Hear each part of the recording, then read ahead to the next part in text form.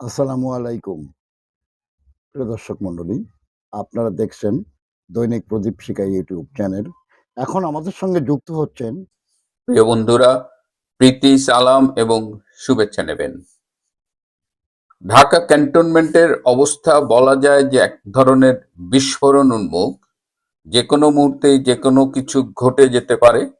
এই মুহূর্তে সেনাবাহিনী, আমি গতকাল বলেছি যে আমাদের অফিসার শুধু নয়, একদম সৈনিক পর্যন্ত ক্ষুব্ধ হয়ে আছে। বিশেষ করে এই ২৪ জন আহ, সেনা কর্মকর্তার আইসিটিতে বিচারের যে প্রক্রিয়া শুরু হচ্ছে সেটি সেনাবাহিনীর মধ্যে তীব্র ক্রোধের আহ, সঞ্চার করেছে। কিন্তু সেনাবাহিনীর এই মুহূর্তের বাস্তবতা হলো সেনাবাহিনীর অফিসাররা তিন ভাগে বিভক্ত। এক গ্রুপ রয়েছে প্রো লিবারেশন, যারা একাত্তরের পক্ষের শক্তি। এক গ্রুপ রয়েছে জামাত এবং হিজবুত তাহরির, এবং একটা ক্ষুদ্র অংশ রয়েছে বিএনপি পন্থী। আপনারা জানেন যে দীর্ঘদিন বিএনপি ক্ষমতার বাইরে এবং তাদের সেনাবাহিনীর মধ্যে তেমন সমর্থন বেড়ে ওঠেনি, যে কারণে এখন পর্যন্ত বিএনপির তেমন অবস্থান নেই। নতুন করে কেউ কেউ বিএনপির পক্ষে তাদের অবস্থান ডিক্লেয়ার করছে। তার মধ্যে একজন রয়েছেন খুব জুনিয়র লেভেলের একজন মেজর জেনারেল। তো বিএনপি পক্ষের নেতৃত্ব দিচ্ছেন এই মেজর জেনারেল।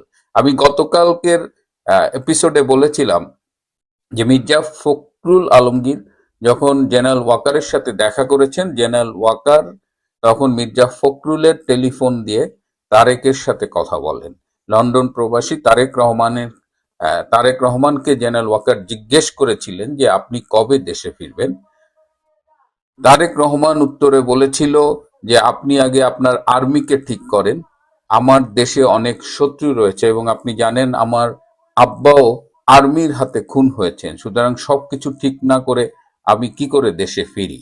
এবং তারেক রহমানের আরো তিনি জেনারেল ওয়াকারকে বলেছেন যে বিএনপি ক্ষমতায় এলে জেনারেল ওয়াকারকে বিএনপি সেফ এক্সিট দেবে। আমরা আরো খোঁজ নিয়ে জেনেছি যে তারেক রহমান আসলে ভীষণ প্রতিহিংসার আগুনে জ্বলছেন। আপনারা জানেন যে ২০০৭ সালে তার উপরে যখন 111 সরকার এসেছিল, তার উপরে ফিজিক্যাল টর্চার করা হয়েছিল এবং সেটা করা হয়েছিল, তার সাথে কিছু আর্মি ইনভলভ ছিল এবং সেটি বেসিক্যালি করা হয়েছিল সেই সময়ের হাই লেভেল আর্মি অফিসারদের নির্দেশে। কিন্তু তারেক রহমান এখনো সেইটার বদলা নিতে চান। তিনি খোঁজ নিচ্ছেন যে তার উপর কারা টর্চার করেছে, তারা কিংবা তাদের প্রতি সহমর্মী কারা এখনো আর্মিতে আছেন, এবং তিনি তাদেরও সবাইকে বের করে দিতে চান। তার টার্গেট হলো যে প্রো লিবারেশন পন্থী বা আরো স্পেসিফিক বললে যারা আওয়ামী লীগ পন্থী তাদের সবাইকে তিনি আর্মি থেকে বের করে দেবেন। এবং প্রয়োজনে তিনি এটাও বলেছেন যে তার পক্ষের যে মেজর জেনারেলটা এই মুহূর্তে কাজ করছে তাকে তিনি প্রমোশন দিয়ে শর্টেস্ট পসিবল টাইমে তাকে জেনারেল করে সেনাপ্রধানের দায়িত্ব দেবেন। সো তারেক রহমান গ্রুপটাই বর্তমানে এই যে ২৪ জন সেনা কর্মকর্তার যে বিচার হবে আইসিটিতে, এই বিচার যেন ঠিক মতো হয় এবং এই বিচার যেন দ্রুততার সাথে হয়, সেইটার সাথে তারা জড়িত। তার মানে তারেক রহমান চাইছে যে আর্মি অফিসারদের বিচার হোক। তাহলে এই অবস্থায় আর যারা প্রো লিবারেশন পন্থী তারা চাইছে কোনো অবস্থায় যেন এই বিচার না হয়, কারণ এর সাথে আর্মি অ্যাজ অ্যান ইনস্টিটিউশন, তার ইমেজ জড়িত, তার ভাবমূর্তি জড়িত, এবং এটা যদি হয় তাহলে ভবিষ্যতে আর্মির কোনো অবস্থান থাকবে কিনা বা আর্মি অ্যাজ অ্যান ইনস্টিটিউশন কিভাবে পারফর্ম করবে সেটা নিয়েও প্রশ্ন দেখা যায়। এই মুহূর্তে জামাতের ভূমিকা কি, জামাতপন্থীদের ভূমিকা কি? জামাতপন্থীরা একটা মধ্যপন্থা অবলম্বন করছে এবং তারা এই সেনাবাহিনীর অফিসারদের এইভাবে বিচারটা চায় না। তার মানে হলো এই যে সেনা কর্মকর্তাদের বিচার, এটা মূলত তারেক রহমান এবং বিএনপি পন্থীদের একটা মানে উদ্যোগ এবং তারা প্রতিশোধ নিতে চায়। এবং ডক্টর ইউনূস এই খেলাগুলো দেখছেন, তিনি বিভিন্ন গ্রুপের সাথে বাঁধিয়ে দিয়েছেন এবং তিনি এই সেনাবাহিনীর বিচারের পক্ষেই আছেন। তিনি চান সেনাবাহিনীর বিচার হোক। এই অবস্থায় গতকাল ভীষণ টেনশনে কেটেছে। বিএনপি পন্থীরা জেনারেল ওয়াকারের উপর প্রেসার করছে যেন এই ২৪ জনের বিচার হয়।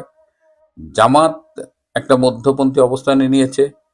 প্রো লিবারেশন ফোর্সেস তারা এই বিচারটার বিপক্ষে অবস্থান নিয়েছে এবং তারা জেনারেল ওয়াকারকে একটা আলটিমেটাম দিয়েছে। তারা বলেছে যে আপনি দ্রুততার সাথে এই ব্যবস্থাটা, এই প্রবলেম সলভ করেন, প্রয়োজনে ক্ষমতা নেবার জন্য তারা জেনারেল ওয়াকারের উপরে প্রেসার দিয়েছেন।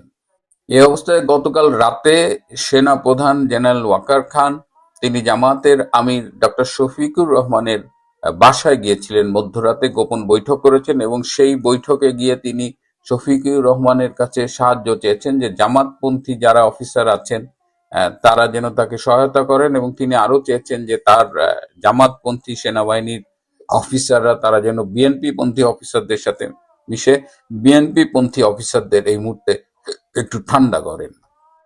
তো এই অবস্থায় এই খবরটি কিন্তু গতকাল পেপারে এসেছিল, এই যে জেনারেল ওয়াকার খান যে জামাতের আমিরের সাথে দেখা করেছেন, কিন্তু এটি পরবর্তীতে এটি সরিয়ে নেওয়া হয়েছে, এটি আর পত্রিকায় নেই, কালের কণ্ঠ পত্রিকায় এটি দেখা গিয়েছিল। তো এই অবস্থায় ক্যান্টনমেন্ট কিন্তু এখন আসলেই খুব টেন্স সিচুয়েশনে আছে, যে কোনো কিছু ঘটে যেতে পারে। আমরা চাইছি না যে এমন কিছু ঘটুক যেটা এই মুহূর্তে পরিস্থিতি আরো জটিল করুক, কিন্তু জেনারেল ওয়াকার টেরিবলি ফেল করছে। এখন এখানে প্রাক্তন সেনা কর্মকর্তা, গতকাল আমি অনুরোধ করেছিলাম দে শুড স্টেপ ইন, তাদের অনেকেই চেষ্টা করছে এই সমস্যাটা নিরসন করতে, কিন্তু সেখানেও বিভক্তি আছে।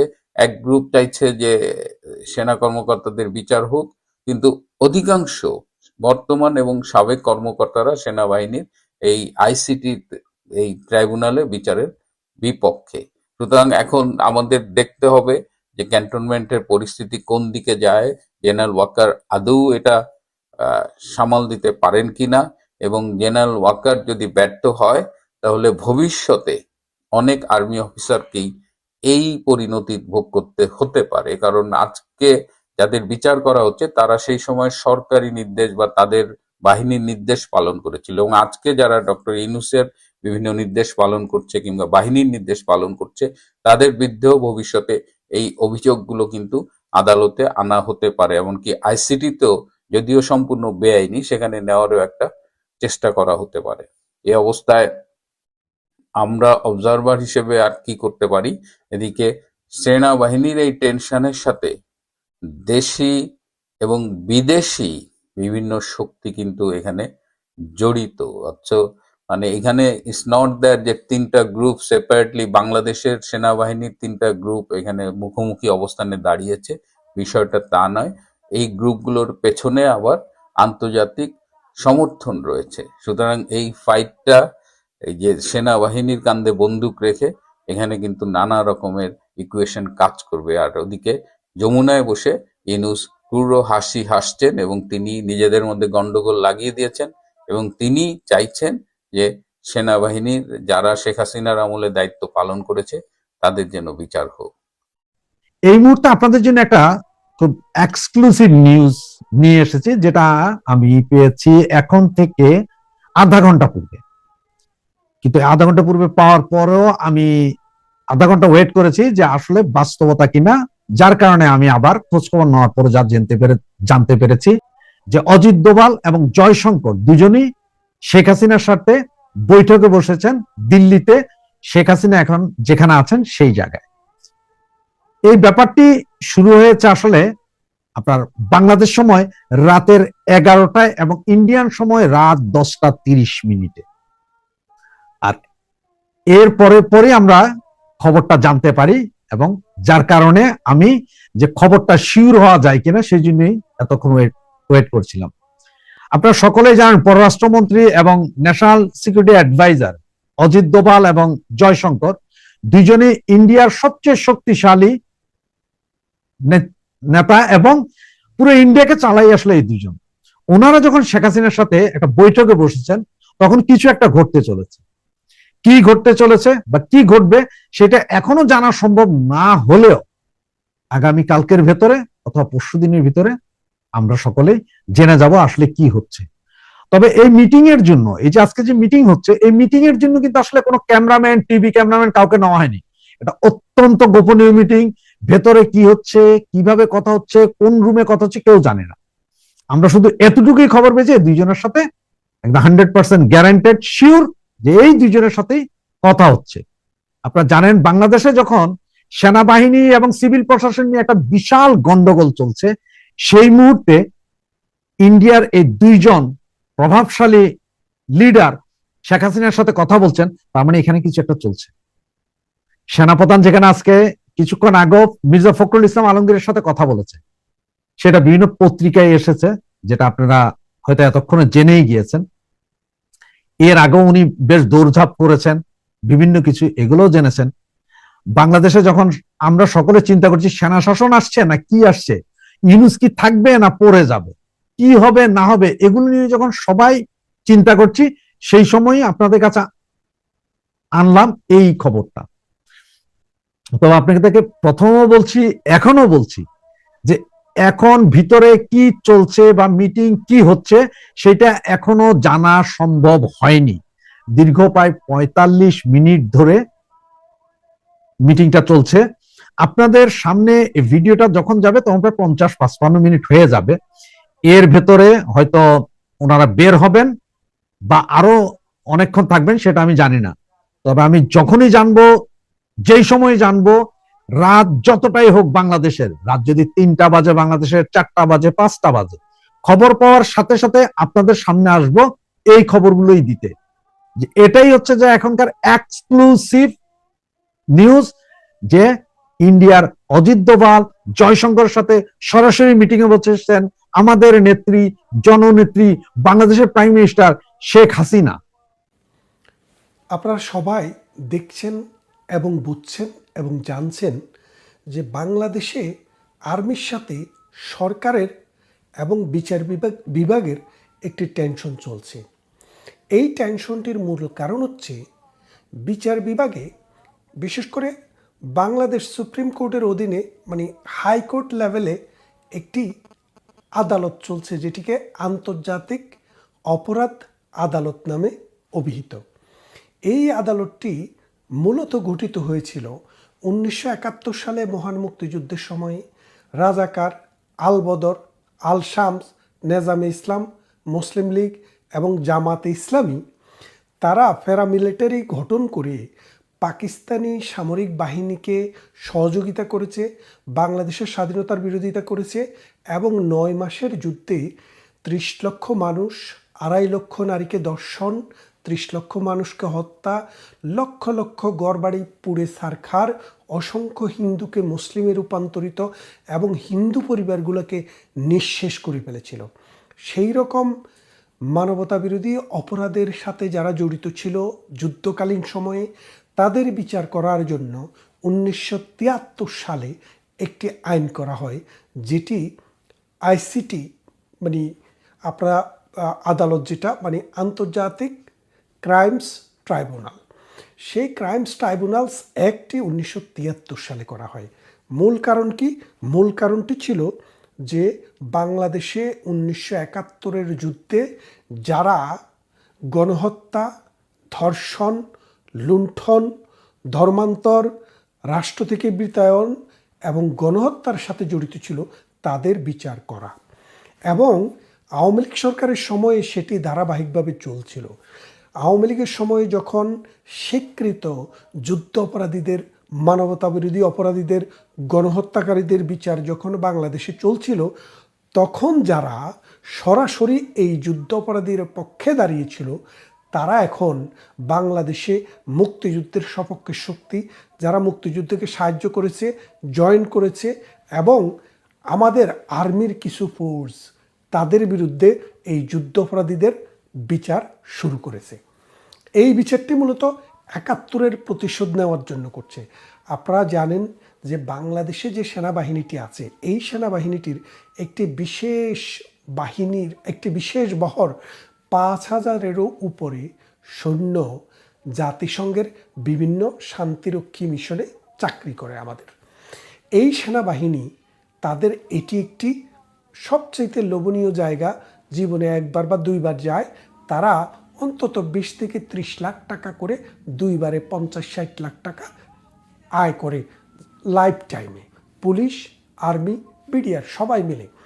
তা এখন বর্তমান সময়ে যখন শেখ হাসিনার সরকার চলে যায়, প্রধানমন্ত্রী শেখ হাসিনা যখন ভারতে আশ্রয় নেয়, তখন এই আইসিটি অর্থাৎ আন্তর্জাতিক ক্রাইমস ট্রাইব্যুনাল আবার এই রাজাকাররা চালু করে।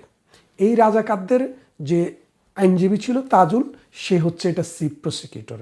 আর যাকে চেয়ারম্যান বানানো হয়েছে তার নাম হচ্ছে নজরুল ইসলাম। এই নজরুল ইসলাম সম্পর্কে আমি বিগত প্রসিকিউটরদের কাছ থেকে একটি সুন্দর কাহিনী শুনলাম, যেটি কাহিনী না, সত্য ঘটনা, আপনারাও যাচাই করে নিতে পারেন। নজরুল ইসলামকে আইনমন্ত্রী আব্দুল মতিন খসরু আওয়ামী লীগের মন্ত্রী হওয়া সত্ত্বেও জামাতি এই লোকটিকে নমিনেশন দিয়েছিলেন একজন জাস্টিস হিসেবে সুপ্রিম কোর্টে। পরবর্তীতে যখন মীর কাশেম আলীর বিচার চলে, অর্থাৎ জামাত নেতা মীর কাশেম আলীর বিচার চলে, তখন তিনি অবসরে যান। তো আপনারা জানেন অবসরে গেলে 1 বছর পর্যন্ত এলপিআরে থাকে যে কোনো বিচারক অথবা সরকারি কর্মকর্তারা। এই 1 বছরে তাদেরকে ট্রিট করা হয় যে তারা সরকারি চাকরিতে আছে, বেতন পায়, ভাতা পায়, সরকারি বাড়ি পায় এবং অন্যান্য সুযোগ সুবিধা বহাল থাকে। তো তিনি যেদিন এলপিআরে গেলেন নজরুল ইসলাম সাহেব, সেদিন তিনি 1 সপ্তাহের মাথায় জাস্টিস সিনহার কোর্টে যখন এই যুদ্ধ অপরাধীর বিচার চলছিল, তখন তিনি গিয়ে ওই যুদ্ধ অপরাধীদের পক্ষের আইনজীবী হিসাবে দাঁড়ালেন। তখন প্রসিকিউশন টিম সিরিয়াসলি অবজেকশন দিল যে তিনি তো এখনও জাস্টিস, কারণ এলপিআরে থাকা মানে তিনি আরও 1 বছর জাস্টিস। সুতরাং বাংলাদেশের আইন মোতাবেক, বাংলাদেশের সুপ্রিম কোর্টের রুল মোতাবেক কোনো জাস্টিস যতদিন পর্যন্ত না তিনি পূর্ণাঙ্গ অবসরে যাচ্ছেন, ততদিন পর্যন্ত তিনি ব্যক্তিগতভাবে কোনো ক্লায়েন্টের পক্ষে দাঁড়াইতে পারেন না। তখন জাস্টিস সিনহা সাহেব ওই আদালত 1 সপ্তাহের জন্য মুলতবি করেন। সেই ইমোরাল আইন ভঙ্গকারী ব্যক্তিকেই এখন এই শেখ হাসিনার বিরুদ্ধে এবং আর্মিদের বিরুদ্ধে যে বিচারটি হচ্ছে, সেই বিচারের চেয়ারম্যান হিসেবে নিয়োগ করা হয়েছে অবসর থেকে এনে। আচ্ছা, এই দুজনের পরিচয় তো আপনারা পেলেন। এখন যে জায়গাটিতে সমস্যা দেখা দিয়েছে, আর্মির যে প্রধান জনাব ওয়াকারুজ্জামান, তিনি বেশ কিছুদিন আগে প্রেসিডেন্টের সাথে দেখা করেছেন এবং তিনি চিফ জাস্টিসের সাথে দেখা করেছেন। দেখা করে তিনি বলেছেন যে আর্মিতে যারা সার্ভিসে আছে তাদের যদি বিচার হতে হয় আর্মি আইনে হবে, তাদের বিচার সিভিলিয়ানের আইনে হবে না। বাংলাদেশে যদি আর্মি কোনো ক্রাইমের সাথে জড়িত থাকতো, আর্মি যদি দুর্নীতির সাথে জড়িত থাকতো, তাহলে কিন্তু বাংলাদেশের আর্মি জাতিসংঘের শান্তিরক্ষী বাহিনীতে যেতে পারতো না। জাতিসংঘের শান্তিরক্ষী বাহিনীতে যাওয়ার পূর্ব শর্ত হচ্ছে যে যেই দেশের আর্মি সরাসরি রাজনীতিতে হস্তক্ষেপ করে, যেই দেশের আর্মি সরাসরি রাজনীতিকে ডিকটেট করে, যেই দেশের আর্মি গণহত্যা করে, মানবতাবিরোধী অপরাধ করে এবং জননির্যাতনের সাথে জড়িত থাকে, তাদেরকে জাতিসংঘ কখনো শান্তিরক্ষী বাহিনী নিতে নেয় না। তাহলে আপনারা বোঝেন এখন বাংলাদেশের যে সেনাবাহিনী, তারা যারা ডিজিএফআই, এনএসআই বিভিন্ন প্রতিষ্ঠানে কাজ করেছে, প্রধান ছিল, তাদের বিরুদ্ধে এখন এই জামাতিরা, এই ডক্টর ইউনূসের ফালক পুত্ররা কি করেছে? গণহত্যার অভিযোগ আনছে। গণহত্যা না, মানবতা বিরোধী অপরাধের অভিযোগ এনেছে। এই মানবতা বিরোধী অপরাধটা কি? মানবতা বিরোধী অপরাধ হচ্ছে এমন কোনো অপরাধ যেই অপরাধটি কোনো একটি বিশেষ গোষ্ঠীর বিরুদ্ধে সংঘবদ্ধভাবে রাষ্ট্র সিস্টেমেটিক্যালি তাদেরকে নিঃশেষ করার চেষ্টা করে। এখন বাংলাদেশে দেখেন, ছাত্ররা কোনো বিশেষ গোষ্ঠী না, বিশেষ শ্রেণী না। ছাত্র শুধু বিএনপির নাই, জামাতের নাই, আওয়ামী লীগ, জাতীয় পার্টি, জামাত, যেই কোনো দল, সকল ঘরে ঘরে ছাত্র। এরা কোনো বিশেষ শ্রেণীভুক্ত না, এদেরকে হত্যা করার কোনো চেষ্টা করা হয়নি। শুধুমাত্র রাষ্ট্র যখন আক্রান্ত হয়েছে তখন তাদেরকে বাঁচানোর জন্য অনেক জায়গায় গুলি হয়েছে। সেই গুলিতে রাষ্ট্রের হিসাব মতো মাত্র 400 লোক মারা গেছে। আর বাকি যারা মারা গেছে তাদের সাথে রাষ্ট্রের কোনো সম্পর্ক নেই। আর এই যে 400 মারা গেছে, এদেরকেও পুলিশ, আর্মি বা আমাদের বিজিবি গুলি করে মারে নাই। এদেরকে হাসনাত, সার্জিসদের নেতৃত্বে যে প্যারামিলিটারি বাহিনী ছিল তারাই গুলি করে হত্যা করেছে। যার কারণে এইসব কোনো হত্যাকাণ্ডের বিচার করার জন্য যে পোস্টমর্টম করা দরকার, কোনো পোস্টমর্টম হয়নি। তাহলে আপনারা বোঝেন এখন আর্মিদের বিচার শুরু করেছে, আর্মিদের নামে মামলা রুজু করেছে কোথায়? আন্তর্জাতিক অপরাধ ট্রাইব্যুনালে। এই আর্মির সার্ভিসে আছে এই রকম অফিসারদের বিচার শুরু হয়েছে। এখন আর্মির মধ্যে কিন্তু সিরিয়াস একটা রিপারকেশন হয়েছে। আর্মিদের দফায় দফায় বিচার হচ্ছে, দফায় দফায় সালিশ হচ্ছে, দফায় দফায় আলাপ আলোচনা হচ্ছে। আর্মিদের কাছ থেকে, ক্যান্টনমেন্টের কাছ থেকে আমরা যেই সব সোর্স থেকে খবর পেতে চেষ্টা করেছি, এটা খুবই দুরূহ ব্যাপার। তারপরও আমরা যেটুক খবর নিতে পেরেছি যে শেষ পর্যন্ত যদি সরকার, যদি ডক্টর ইউনূসের রাজাকার বাহিনী ওই যুদ্ধ অপরাধীদের বিচারের সময় যিনি যুদ্ধ অপরাধীদের পক্ষে ছিল, মানবতা বিরোধী অপরাধীদের পক্ষে ছিল, সেই রাজাকার তাইজুল এবং ইমোরাল জাস্টিস নজরুল ইসলাম যে মানে আর্মিদের বিরুদ্ধে যে উদ্যোগ নিয়েছে তাদের বিচার করার জন্য, সেটা বুমেরাং হতে চলেছে। যদি 2-3 দিনের মধ্যে, 2-1 দিনের মধ্যে সেটি ড্রপ না করা হয়, আর্মি যেই কোনো সময়ে বাংলাদেশের ক্ষমতা টেক ওভার করবে। এটা বাংলাদেশ আওয়ামী লীগকে ফিরিয়ে আনার জন্য নয়, আর্মির ইন্টিগ্রিটিকে রক্ষা করার জন্য, বাংলাদেশ নামক রাষ্ট্রের ইন্টিগ্রিটিকে রক্ষা করার জন্য এবং 71-এর ঘাতক দালালদের যে চক্রান্ত বাংলাদেশে মুক্তিযোদ্ধাদেরকে নিধন করার, সেটা স্টপ করার জন্য আর্মি যেই কোনো মুহূর্তে ক্ষমতা নিতে পারে। এমতো অবস্থায় ভারত আমাদের প্রতিবেশী রাষ্ট্র, কারণ যেহেতু আপনার বাড়িতে যখন আগুন লাগে আপনার প্রতিবেশীর কাছে কিন্তু সেই তাপটা গিয়ে পৌঁছায়, আপনি চান বা না চান। আমরা খবর পেয়েছি দিল্লিতে ভারতের যে নিরাপত্তা বিশ্লেষক, ভারতের যে নিরাপত্তা উপদেষ্টা এবং নিরাপত্তা কর্মকর্তা যারা রয়েছে, অজিত দোভালের নেতৃত্বে তারা একাধিকবার মিটিং করেছে। বাংলাদেশে যদি এইরকম কোনো সামরিক অভ্যুত্থান হয় তাহলে সেটাতে ভারতের কি ভূমিকা থাকবে, ভারত কি করবে এবং ভারতের চিন্তা চেতনা, এটা আলাপ আলোচনার মধ্যে উঠে এসছে। এবং ভারত চায় বাংলাদেশে শান্তি আসুক, ভারত চায় বাংলাদেশে গণতান্ত্রিক ধারা ফিরে আসুক এবং ভারত চায় এই দুটি প্রতিবেশী রাষ্ট্রের সুসম্পর্ক বজায় থাকুক। কিন্তু বর্তমানে বাংলাদেশে যে ইউনূস সরকার রয়েছে, রিসেট বাটন টিপ দিয়ে, অর্থাৎ রিসেট বাটন হচ্ছে 1971 যে বাটনটি আমরা ভারতমুখী হয়েছিলাম বাংলাদেশ, কারণ 71-এর মহান মুক্তিযুদ্ধে ভারত আমাদের পাশে এসে দাঁড়িয়েছিল এবং আমাদের যেই কোনো উন্নয়ন কর্মকাণ্ডে, অবকাঠামো, ভৌত এবং সামাজিক অবকাঠামোর বিনির্মাণে, বিদ্যুৎ উৎপাদনে ভারত আমাদের পাশে এসে দাঁড়িয়েছে। আমাদের নদীতে পানি দেওয়ার ক্ষেত্রে ভারত সবসময় উদারতা দেখিয়েছে। এমতো অবস্থায় ভারতমুখী বাংলাদেশ সবসময় গত 53 বছরে ছিল। এখন ডক্টর ইউনূস সেটাকে রিসেট করে পাকিস্তানমুখী করার চেষ্টা করেছে। এই পাকিস্তানমুখিতার ফলে এই বাংলাদেশে আরও যে ঘটনাটি ঘটেছে, সপ্ত নৌবহর কিন্তু আমেরিকা থেকে এসে পড়েছে। আপনারা জানেন আরব সাগরে এসেছিল 1971 সালে, কিন্তু আরব সাগর থেকে এই বঙ্গোপসাগরে আসার আগেই ভারত এবং রাশিয়ার মৈত্রী চুক্তিটি হয়। সেই চুক্তিটি হওয়ার পর আমেরিকা সাহস করে বঙ্গোপসাগরে ওই ঘাতক দালালদের পক্ষে যুদ্ধ করার জন্য, 71-এ পাকিস্তানের পক্ষে যুদ্ধ করার জন্য আর বাংলাদেশে আসতে পারে নাই।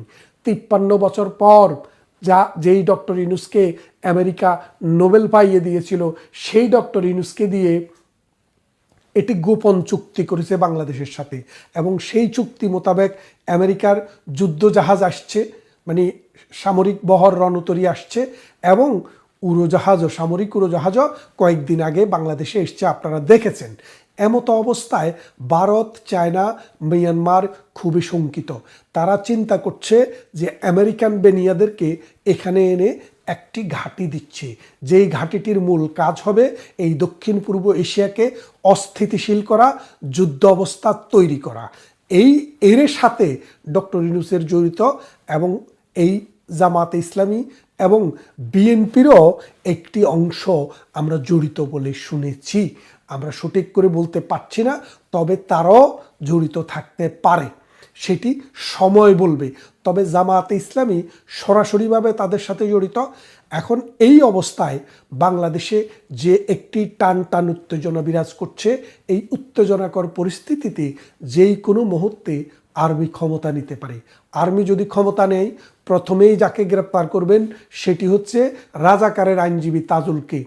এই তাজুলকে গ্রেপ্তার করা হবে এবং তার ভবিষ্যৎ কি আছে, তার কপালে কি আছে আমরা এখন বলতে পারছি না, তবে খুব শীঘ্রই আপনারা দেখতে পাবেন, এই জাতি দেখতে পাবে। কারণ বাংলাদেশের সেনাবাহিনীর কোনো ডিসপিউট গত 30 বছর 40 বছরের ভিতরেও নেই।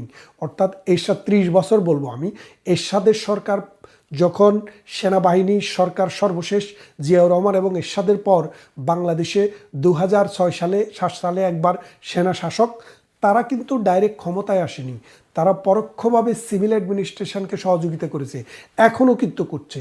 কিন্তু এবার যেটি হবে, সেনাবাহিনী তাদের পছন্দ মতো সিভিলিয়ান দিয়ে রাষ্ট্র পরিচালনা করবে এবং একটি সুষ্ঠু ভোটের জন্য ব্যবস্থা করবে। আর এই লক্ষ্যেই সেনাবাহিনী যেই কোনো সময়ে ক্ষমতা নিয়ে যেতে পারে।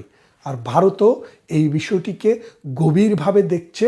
ভারতের প্রস্তুতি রয়েছে, যদি বাংলাদেশের সীমান্তে ভারত কোনো রকমের সমস্যা আসে সেটাকে মোকাবেলা করার জন্য শিলিগুড়ি, আসাম, ত্রিপুরা, মিজোরাম এইসব অঞ্চলে ভারত অলরেডি তাদের ব্যবস্থা এবং সৈন্য সমাবেশ করে রেখেছে, যাতে করে যেই কোনো খারাপ অবস্থা মোকাবেলা করা যায়।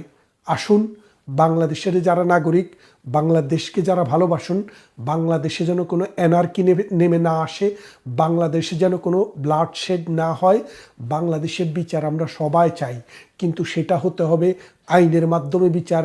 ওই রাজাকারেরা মুক্তিযোদ্ধার বিচার করবে, সেই